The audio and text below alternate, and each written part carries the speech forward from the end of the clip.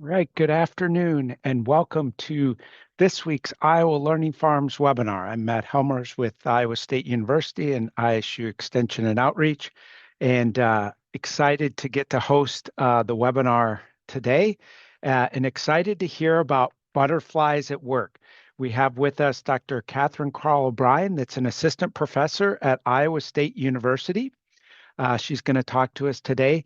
As always, if you have questions, please type those in the chat box and we'll get those to Catherine at the end of the talk. And with that, the virtual floor is all yours, Catherine.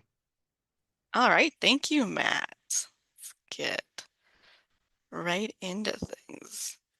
Okay, so today I have a few goals. I want to talk more about how butterflies work for us in conservation. I was kind of trying to come up with a title that encapsulated everything I wanted to chat about, and how they work in conservation seemed the best thing.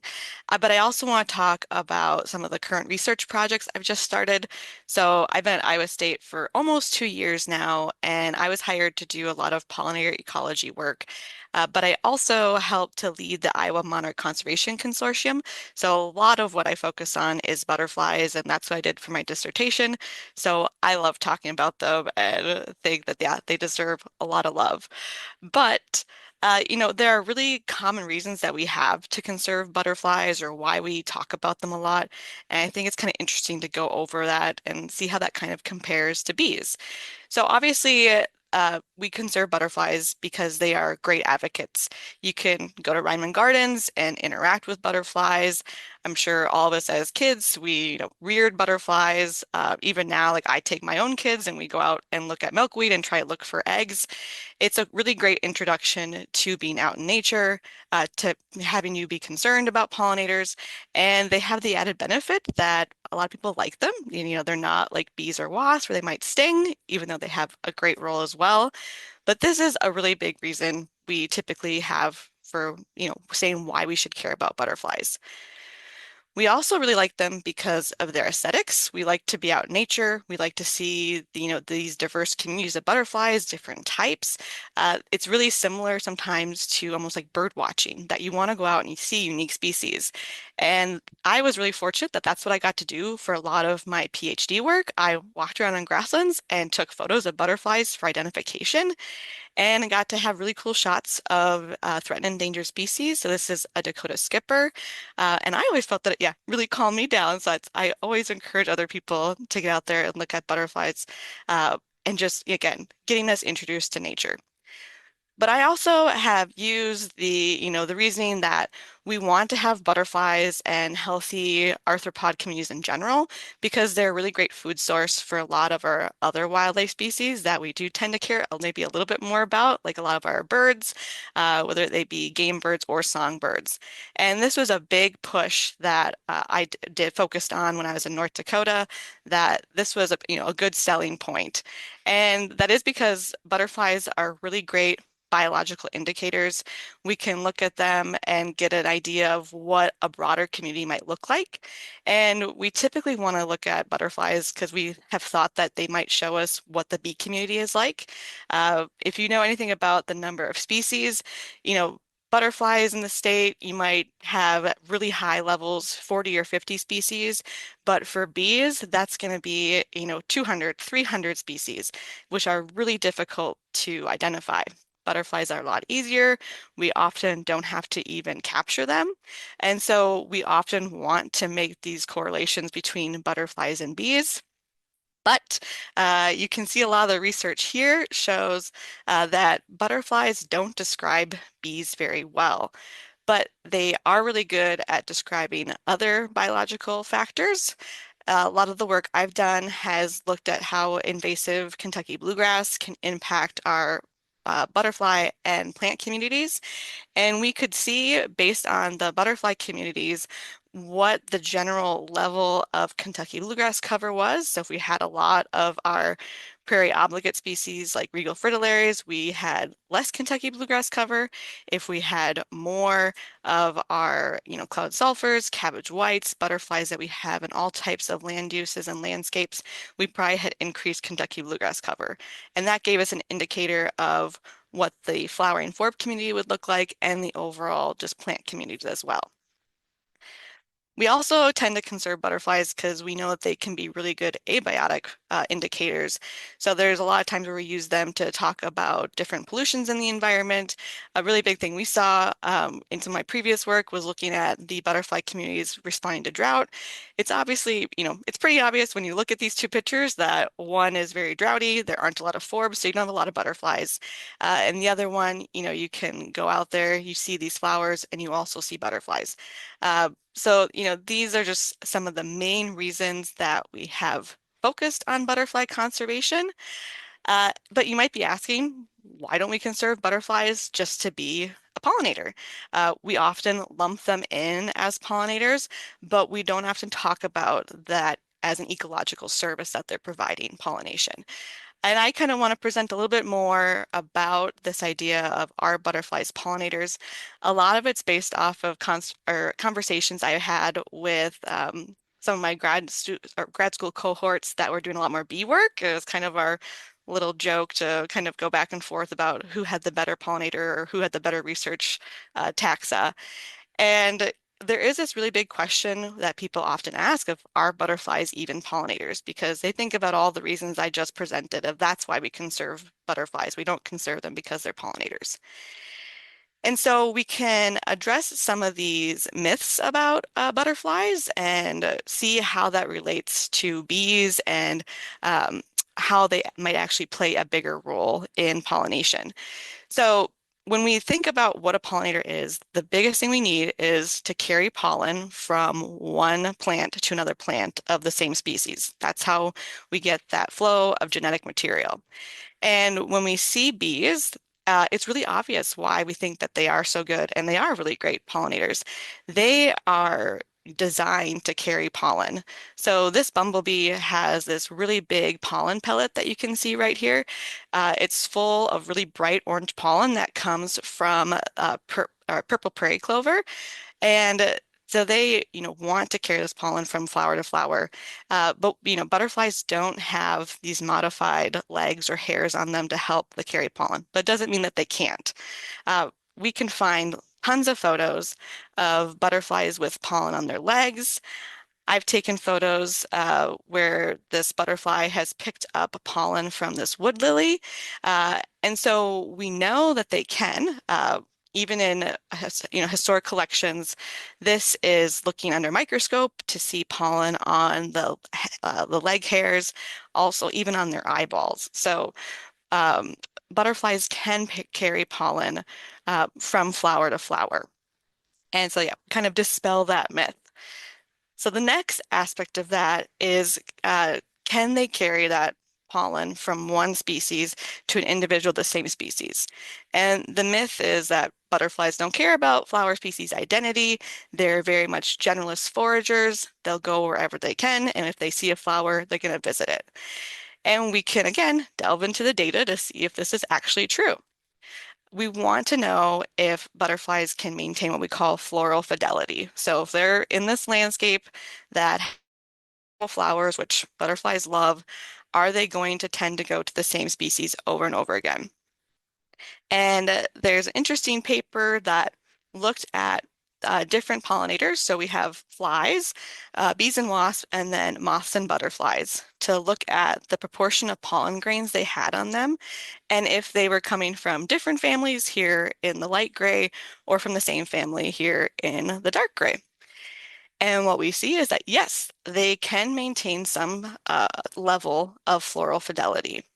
And we saw this in our research as well, that butterflies really tended to try and find native thistle species and also native blazing star.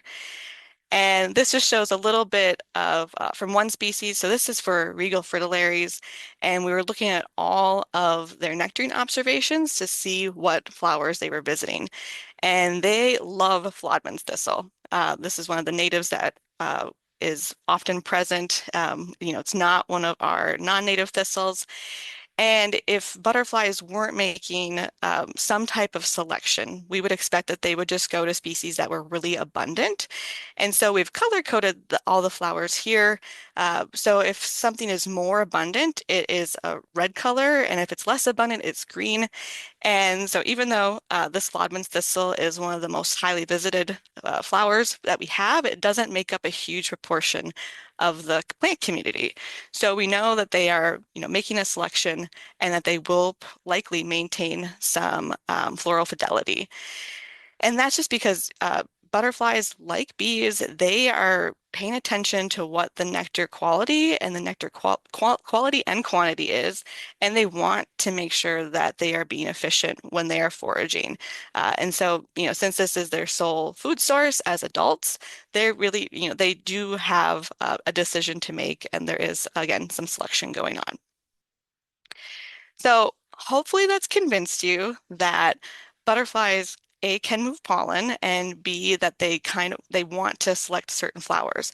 Uh, and so we can be pollinators. But then the next question is, how do they compare to bees? Again, spoiler, butterflies are never going to do better than bees overall, that bees are very efficient and effective pollinators. But we can look at some unique circumstances where we really want to make sure that we have pollen or butterflies in our pollinator communities as well. So hopefully this plays, but oops, it's a little mute that a little loud. So bees are obviously more effective most of the time. And what we really want to make sure when we have a pollinator community is that we have a lot of different species. So this is a Western prairie fringed orchid, and it's one of our threatened species, but it releases a lot of its floral resources at night. And so it's visited by nighttime pollinators like moths. And it's kind of just an example of bees aren't going to be able to pollinate everything. And so we want to make sure, again, that we have those butterflies and moths within our community. And this is just a really cool example that bees would not be able to pollinate this plant since they aren't out at night. We can also delve into this a little bit more and think about a time when actual butterflies could do better than bees. And we often can go back to how bees and butterflies forage and just their general life history. If you know anything about bees, you might know that they are a central place forager. And what that means is that they are going to be provisioning a nest or for their young. And so they're not going to go very far from where their eggs or larvae are. For bees, we typically think that they might travel 1 to 3 miles away from where their nest is, or where they've laid their eggs, and they're going to bring back pollen. For our social bees, they're going to bring back nectar, and they won't leave very far. So if you think about the pollination that they'll do, they aren't going to be able to carry genetic material more than that 1 to 3 miles. Butterflies, on the other hand, don't have any nest to provision for. When they emerge as adults, they could go miles each day away from where they originally emerged. And so the consensus here is that butterflies can probably introduce a lot more genetic variation to our native plants because the pollen can probably maintain viability for up to 2 days on a butterfly. And so if it traveled, tens of miles within a day or two, it would be able to theoretically bring that genetic diversity and make sure that those native plants that we have are really healthy. And so that's kind of, the big thing that we focus on with butterflies is that they would be able to move farther with that pollen. And, a big thing that might come up from that is, well, we don't need the butterflies to move pollen. We could just take honeybees and move them wherever we want because we're managing them in hives. And that's one way to do it. But then for a lot of our native plants, we don't really know what all the floral visitors are. And we have plants like milkweed here, where honeybees aren't very good at pollinating them. So milkweed is a really unique species that it has something called pollinia, which is actually waxy masses of pollen. And when honeybees kind of go around within these flowers, it can get stuck on their legs, and then they actually can't leave the plant and they end up dying. And so butterflies are a lot more effective at not getting caught in this pollinia or larger bees. And so, again, just showing that honeybees are not going to solve all these problems or even bees in general.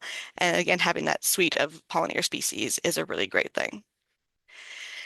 So just to kind of wrap up, butterflies contributing, or to this section, butterflies contributing to pollination really depends on looking at the native plants that we have because we don't, again, know all the floral visitors, thinking about what they might do better than bees, again, talking about the genetic diversity and more of that long distance pollination because obviously they aren't going to beat bees in general, but they do have their role, and it's just kind of a fun thing to ponder.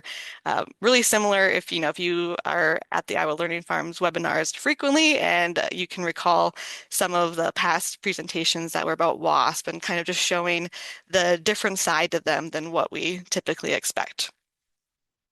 So moving on, I just kind of want to touch briefly on some of the research that I've started here at Iowa State. Again, I've just almost been here for 2 years, so a lot of this is very preliminary.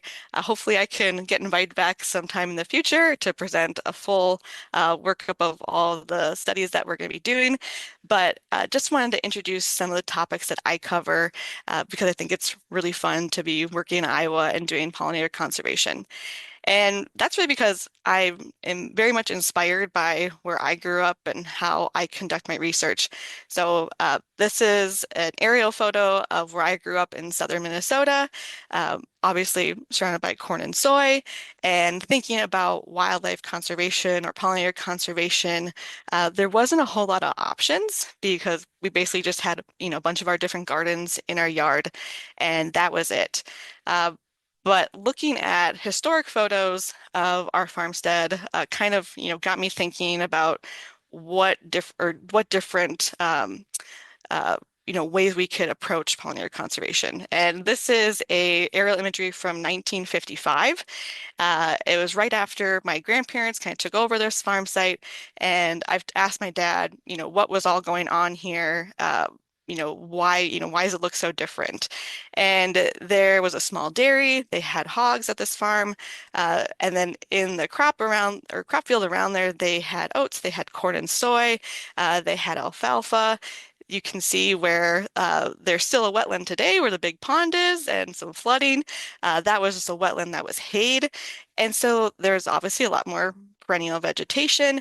And this has kind of been, we're not going back to this format of farming, but how can we take lessons from that and think about pollinator conservation in the future?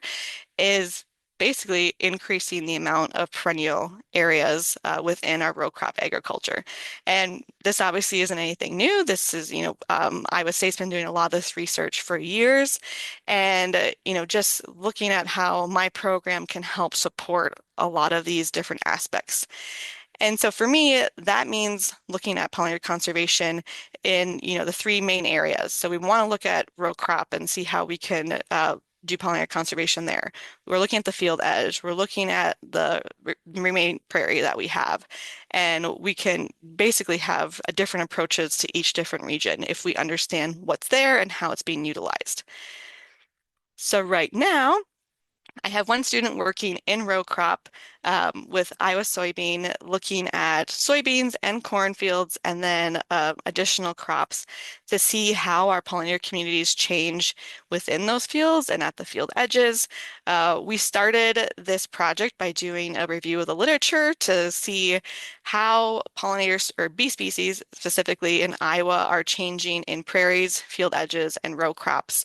And this is just showing kind of the results from our literature review that if we look at all species, bee species that are on Midwest Species of Greatest Conservation Needs list, and then just bumblebees, we can see that when you're looking at these three groups across these three land uses, that the species richness is fairly similar, but digging into this deeper, the community composition is very different.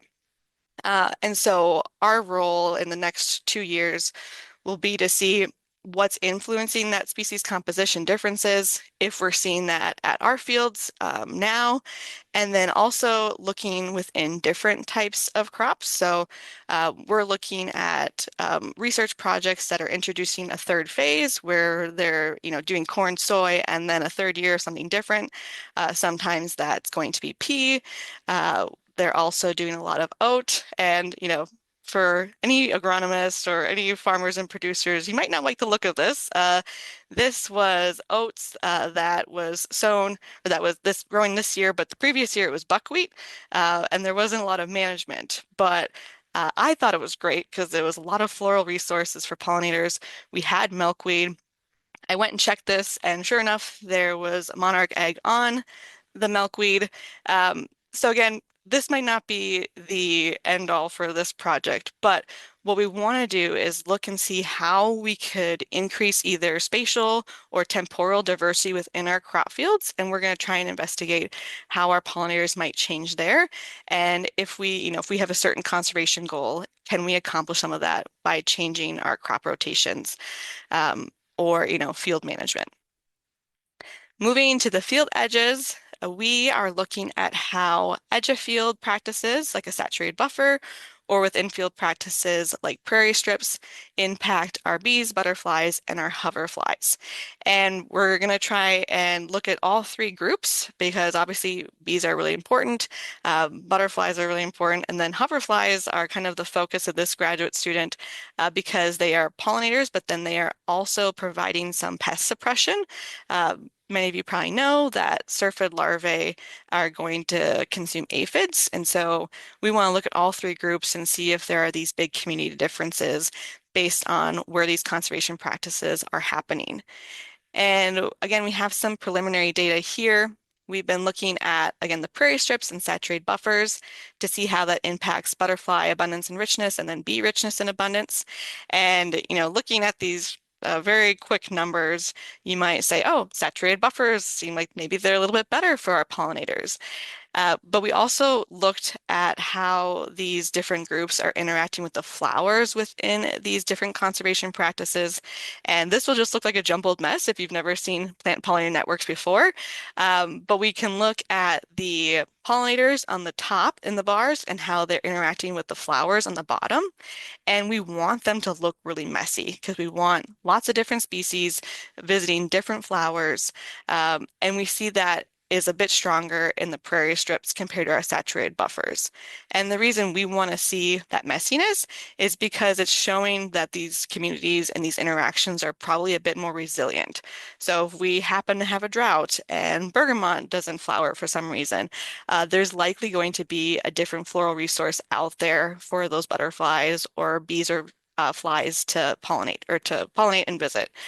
And that's really probably just a relic of when we have prairie strips, we're putting a lot more species into these compared to some of the saturated buffers. They're not always planted with pollinator habitat in mind. They could just be going into brome areas. So there's a bit difference there, but we're seeing these different responses based on what metrics we're looking at, which is really cool, and hopefully we'll have a few more answers in the future. And then, yeah, lastly, we have a few students working in prairie systems. We are working in remnant and reconstructed prairies within Iowa and Minnesota. Obviously, a lot of the prairies that we have in Iowa are planted. And so the big thing we want to do is to make sure that these are acting the way we want them to, that they're supporting the butterflies that we want to see, and figuring out if there's a better way to approach reconstructions, comparing them to remnants. And so again, just some quick numbers from this past summer from one of my grad students that they were looking for butterflies. And what we were seeing was that there were more butterflies in the reconstructed prairies just based by overall numbers, but that the species richness of those butterfly species increased in the remnants. We also had more unique species in our remnants, and we were obviously very focused on monarchs and regal fritillaries, and since these are species of conservation concern for us. And what we saw was that the monarchs did really well. Sorry, there's a fly bugging around my face. Monarchs did really well in both remnants and reconstructed prairies, but the regal fritillaries were only within our remnants. And so for when we're looking at this, we are obviously going to dig a little bit more into this to see, based on landscape context, what's happening. Because even though regal fritillaries are large butterflies that we think should be able to fly really well, they don't always do the best job at leaving some of these remnant prairies. But there's a lot of hope here. So this is a picture I took of a regal fritillary in Story County this past summer. It was at a remnant prairie, but it was surrounded by reconstructed prairie. And so the hope is, perhaps for some of these species, we have to have more planned reconstructions around remnants if we want to increase the amount of habitat they have, because they just might not end up being able to leave these remnants and go find a reconstructed if it's isolated.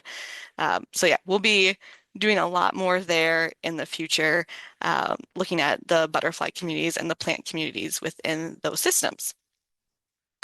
The other next steps that we're doing is looking at some of the floromicrobial communities within remnants and reconstructions, and then also looking how this might change in our different conservation practices. So I'm collaborating with Dr. Amber Crowley-Gall in the PPM department. She does a lot more of the microbial work. I tend to identify some of the flower species that we should target. And what we want to do is make sure that these microbial communities are similar or see if they're different, because we know that that's going to influence a lot of the foraging that we see by pollinators. It can also end up impacting their overall health and their reproductive success. And so we want to, again, make sure that when we're doing these reconstructions or we're putting in these conservation practices, that pollinators have everything that they need to survive. Then from, an additional standpoint, we're always trying to look for different ways that we can utilize perennial vegetation within the landscape. Something that I'm really interested in pursuing in the future is looking at how windbreaks or shelter belts, or getting more into agroforestry, how we can either design those or manage those to impact our pollinator species. There's really great examples of combining shelter belts with pollinator habitat. We think that that might be a really good avenue to protect from any potential pesticide drift. But again, obviously we need to make sure that that is the case, since a big thing when we have all these conservation practices is making sure that we don't draw all of our pollinators into a certain spot and then, they can't leave, they can't reproduce, they face some other type of stressor that impacts their health. So just to wrap up, butterfly and other pollinator conservation is very much possible in row crop agroecosystems, and we can approach it from a lot of different ways, which is the really fun part of my job, is to figure out what's the best way and all the ways that we can help. But a really big thing is finding the balance between providing those resources and creating ecological traps, like I mentioned, that again, you don't want to bring them there and then something else stresses them out. And back to butterflies. Butterflies are pollinators. They're just not very good ones. But still can be a pollinator, and we don't have to just conserve them because they're pretty, even though they are also very gorgeous as well.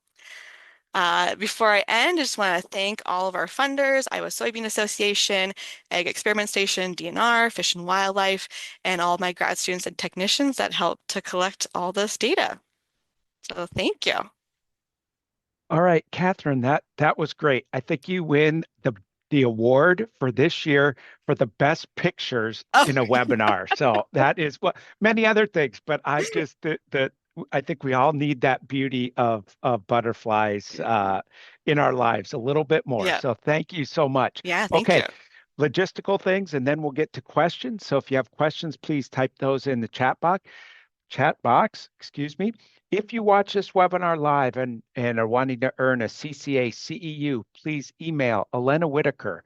Her email is alenaw@iastate.edu.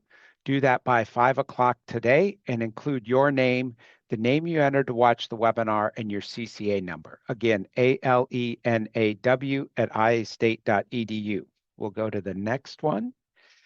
Next slide.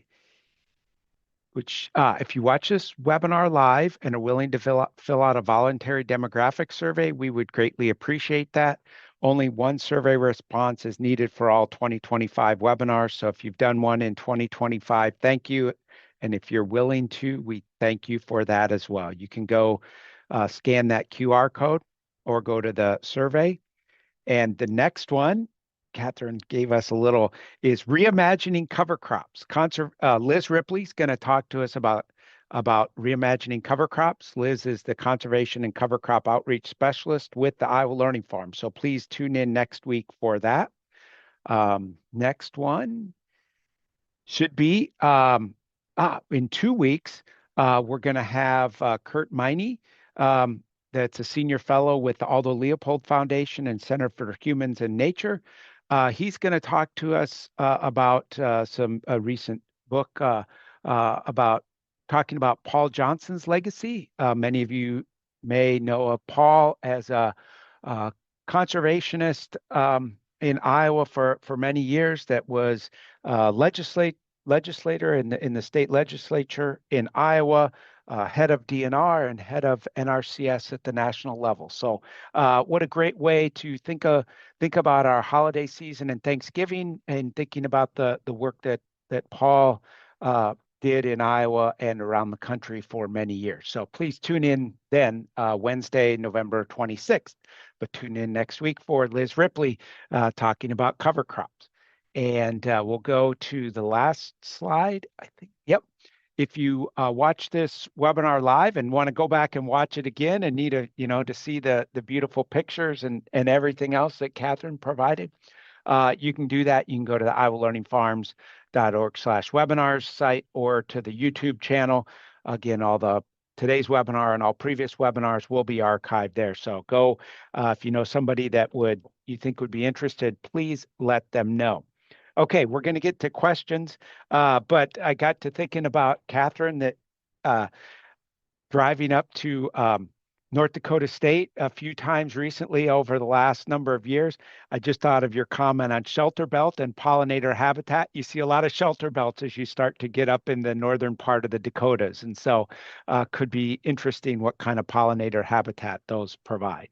Yeah, I'm really excited to do that. That's Yeah. so, yeah, I think there's a lot of fun stuff to do with the types of species you're using and how you plant them. So, yeah, Yeah. anybody has any ideas, feel free to email me. Okay, and that does get at a question. Actually, somebody brought this up. When you listed habitats, you didn't include timber. They ask if there's a reason why this habitat is not considered for importance of butterflies, and I guess how would timber and butterflies integrate? Yeah, and so I don't mention timber because, yeah, a lot of my experience has been in more of the grassland realm. And so that's where I tend to focus, especially since, we're a prairie state. But that is not to mean that timber cannot be a really great resource. We have a lot of really cool butterflies here that they specialize in wooded areas. And so, yeah, not to say that that's not where that we can do conservation there. It's just, yeah, not my area of expertise, but I've been talking to people in my department who do a lot of forestry and being like, hey, like, what could we Uh, maybe do in the yeah, future? So yeah. it's on my brain.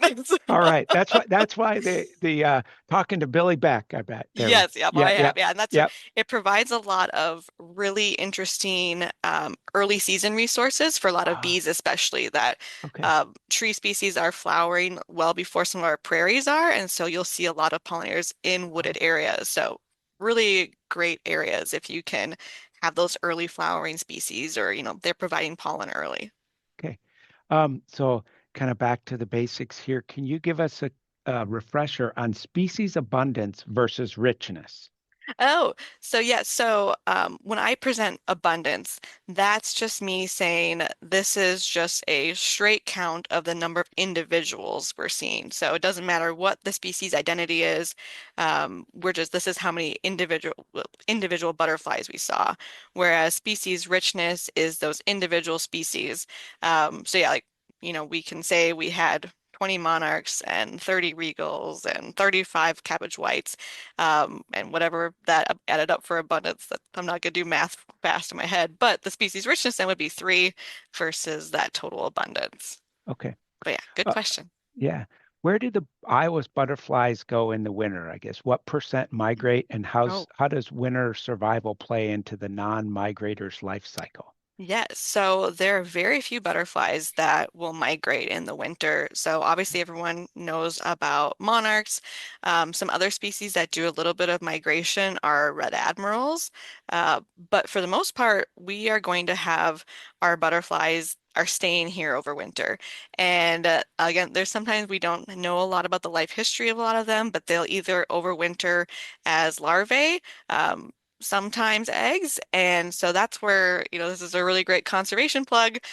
We want to make sure that we are leaving litter, so vegetative litter, leaves, because a lot of them are going to be overwintering at or near the ground. And so if they don't have that insulation, they often won't survive winter.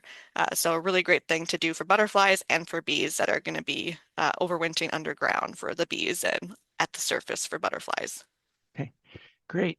Next one is any recommendations you might be able to provide for county soil and water conservation commissioners for policies to support pollinator habitat?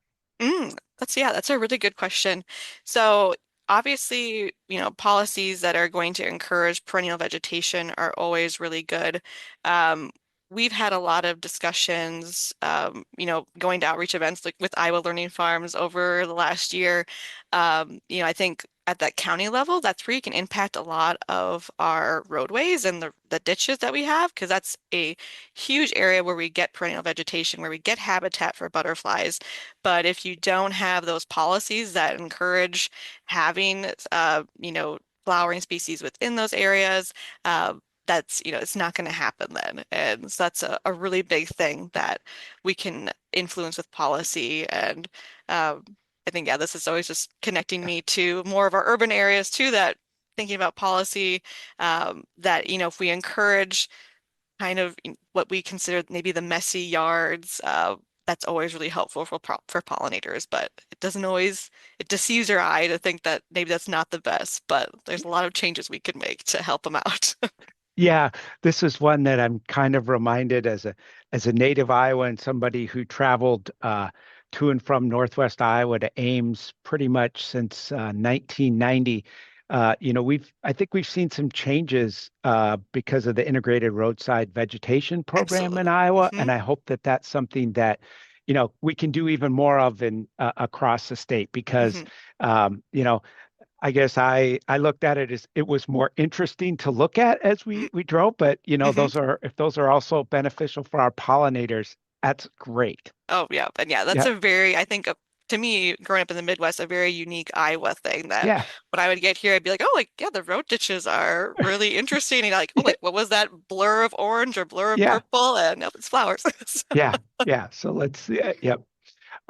Okay. Any recommendations on shrubs for shelter belts? Yes, that's a really great way to get more of the flowers that, are a bit more obvious and, are pretty. I'm gonna forget some of my species names. Uh, but there are quite a few at the State Forest Nursery that they have.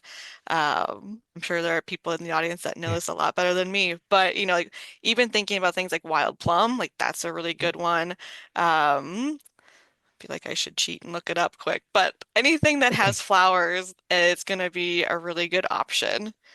Okay. And so yeah, I think most of them, the shrub species We that can are available. This is something, we can ask Billy to come do a Yeah. webinar and what species to look for, flowering species of trees and shrubs we should look at. So Hmm. great.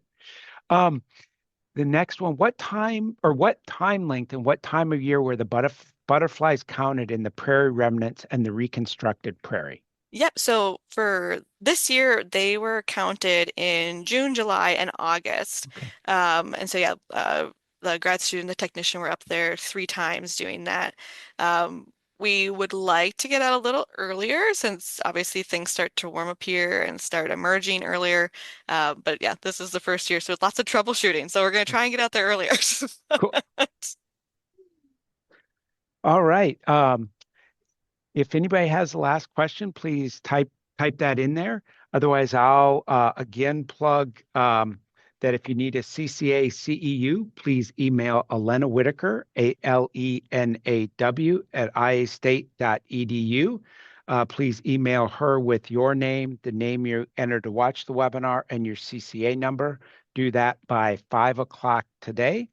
Encourage you to tune in next week for Liz Ripley, and in 3 weeks for Kurt Miney as well. Again, oh, there was a question. What is a shelter buffer? And I think they might be thinking of a shelter belt there too, Mm. but maybe, for those that maybe aren't as quite as familiar with thinking about shelter belts. Yeah, so Yeah. I use shelter belt and windbreak really interchangeably. Yeah. And so yeah, again, just going to be a line of trees that we're using to help block some of that wind. And so Matt was talking about North Dakota, you'll see these huge, sections and sections of Yeah. land that are farmed, and then we'll have a big row of trees right in between there to block some of that wind that's famous in the Dakotas. Yeah. But yeah, lots of them come out when commodity prices go up. But Yeah. All right. Catherine, thanks so much for all your work in this important area. And thank you for the webinar. And hopefully we can get you back again as you get even more information. So thank you so much. Thank you, folks, for attending. And I hope you have a great rest of your day. thanks, Matt.